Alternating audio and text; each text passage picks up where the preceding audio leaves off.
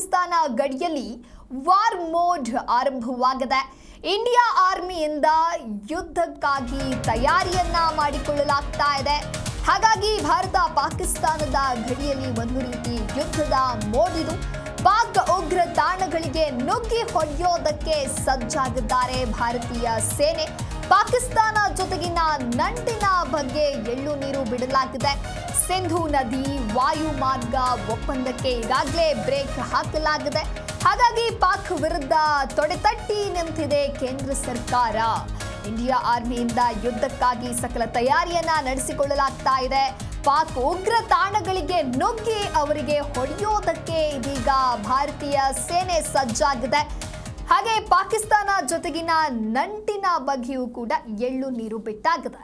ಅಂದ್ರೆ ಜಮ್ಮು ಕಾಶ್ಮೀರದ ಪಹಲ್ಗಾಮ್ನಲ್ಲಿ ಉಗ್ರರು ನಡೆಸಿದ ನರಮೇಧದ ಬೆನ್ನಿಗೆ ಪಾಕಿಸ್ತಾನ ಜೊತೆಗಿನ ರಾಜತಾಂತ್ರಿಕ ಸಂಬಂಧವನ್ನ ಕೂಡ ಭಾರತ ಕಡಿದುಕೊಂಡಿದೆ. ರಾಜತಾಂತ್ರಿಕ ಸಿಬ್ಬಂದಿಯನ್ನ ಹೊರಗಟ್ಟೋದು, ಪಾಕಿಸ್ತಾನ ಪ್ರಜೆಗಳಿಗೆ ದೇಶ ಬಿಟ್ಟು ತೊಲಗಲು ಸೂಚನೆಯನ್ನ ನೀಡೋದು, ಹಾಗೆ ವೀಸಾ ರದ್ದು, ಸಿಂಧೂ ಜಲ ಒಪ್ಪಂದ ಅಮಾನತು ಸೇರಿದಂತೆ ಹೀಗೆ ಪ್ರಮುಖ ರಾಜತಾಂತ್ರಿಕ ಕ್ರಮವನ್ನ ಕೂಡ ಕೈಗೊಳ್ಳಲಾಗಿದೆ. ಹಾಗೆ ನಿನ್ನೆ ಸರ್ವ ಪಕ್ಷಗಳ ಸಭೆ ಕೂಡ ನಡೆಯಿತು. ಇನ್ನು ಈ ಒಂದು ಸಭೆಯಲ್ಲಿ ಪಹಲ್ಗಾಮ್ ಉಗ್ರ ದಾಳಿಯ ಬಳಿಕ ಕ್ರಮ ಕೈಗೊಳ್ಳೋದ್ರ ಕುರಿತಂತೆ ಚರ್ಚೆಯನ್ನ ಕೂಡ ಮಾಡಲಾಗಿದೆ, ನಿರ್ಧಾರವನ್ನ ಕೈಗೊಳ್ಳಲಾಗಿದೆ. ಎಲ್ಲ ರಾಜಕೀಯ ಪಕ್ಷಗಳು ಕೂಡ ಒಗ್ಗಟ್ಟಿನಿಂದ ಉಗ್ರರ ವಿರುದ್ಧ ಹೋರಾಡೋದಕ್ಕೆ ಸರ್ಕಾರದೊಂದಿಗೆ ಕೈ ಜೋಡಿಸಲಾಗಿದೆ. ಹಾಗೆ ಕದನ ವಿರಾಮ ರದ್ದು ಘೋಷಣೆಗೆ ಭಾರತ ತಯಾರಿಯನ್ನ ನಡೆಸಿದೆ. ಯಾವುದೇ ಕ್ಷಣದಲ್ಲಾದರೂ ಕೂಡ ಯುದ್ಧ ಘೋಷಣೆಯಾಗಬಹುದು. ಪಾಕಿಸ್ತಾನದ ವಿರುದ್ಧವಾಗಿ ಹೋರಾಟಕ್ಕೆ ಭಾರತ ಸೇನೆ ಸನ್ನದ್ಧವಾಗಿದೆ. ಇಂಡಿಯಾ ಆರ್ಮಿಯಿಂದ ಯುದ್ಧ ಮಾಡೋದಕ್ಕೆ ಸಕಲ ತಯಾರಿಯನ್ನ ನಡೆಸಲಾಗಿದೆ. ಪಾಕ್ ಉಗ್ರ ತಾಣಗಳಿಗೆ ನುಗ್ಗಿ ಹೊಡೆಯೋದಕ್ಕೆ ಭಾರತದ ಸೇನೆ ಸಜ್ಜಾಗಿದೆ.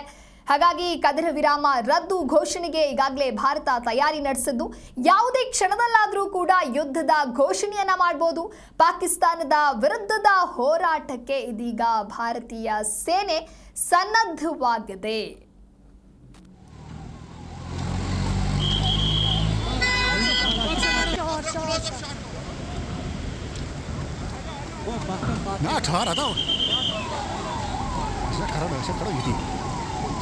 शॉट्स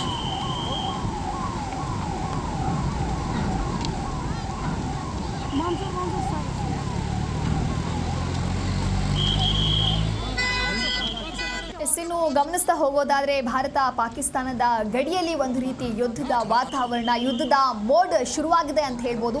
ಇಂಡಿಯಾ ಆರ್ಮಿಯಿಂದ ಯುದ್ಧ ತಯಾರಿ ನಡೆಸಲಾಗಿದೆ. ಪಾಕ್ ಉಗ್ರ ತಾಣಗಳಿಗೆ ನುಗ್ಗಿ ಅವರಿಗೆ ಹೊಡೆಯೋದಕ್ಕೆ ಇದೀಗ ಭಾರತದ ಸೇನೆ ರೆಡಿಯಾಗಿದೆ. ಪಾಕಿಸ್ತಾನ ಜೊತೆಗಿನ ನಂಟಿನ ಬಗ್ಗೆಯೂ ಕೂಡ ಎಳ್ಳು ನೀರು ಬಿಡಲಾಗಿದೆ. ಸಿಂಧೂ ನದಿ ವಾಯು ಮಾರ್ಗ ಒಪ್ಪಂದ ಹೀಗೆ ಕೆಲವಕ್ಕೆ ಬ್ರೇಕ್ ಅನ್ನು ಕೂಡ ಹಾಕಲಾಗಿದೆ. शॉट्स